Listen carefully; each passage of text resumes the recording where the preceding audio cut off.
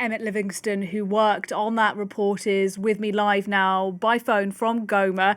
Emmet, look, it's good to speak to you today. Earlier on this week, the rebels, M23, declared a unilateral ceasefire in Goma.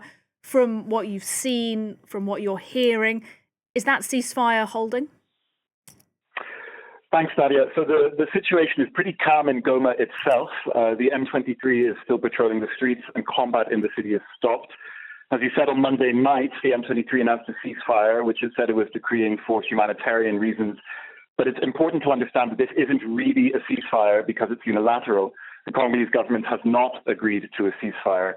Since they announced it, the situation was calm until this afternoon when heavy fighting was reported in a place called Nyabibwe in South Kivu province between the Congolese army on one side and M23 rebels and Rwandan troops on the other. So the ceasefire, so-called, isn't holding. Okay, you talked about South Kivu there. There are reports, aren't there, that M23 is now trying to advance, to push from Goma into South Kivu. Goma itself is in North Kivu, a separate province. So what can you tell us about the fighting then in South Kivu? So, as I said, there was fighting reported in South Kivu province today.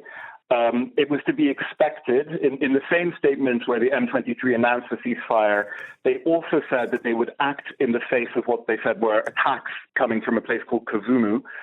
So this was always theorized to be a target. Kavumu is the airport that serves the city of Bukavu, which is the capital of South Kivu province. It's about 20-25 kilometers from the city center. And it's an important military target because that was where Congolese air assets, such as drones, were based. And it was used as a place from which to fly sorties into areas of eastern Congo held by the M23. So since the fall of Goma, many analysts saw this as the logical next step that the M23 would move to try to take Kavumu.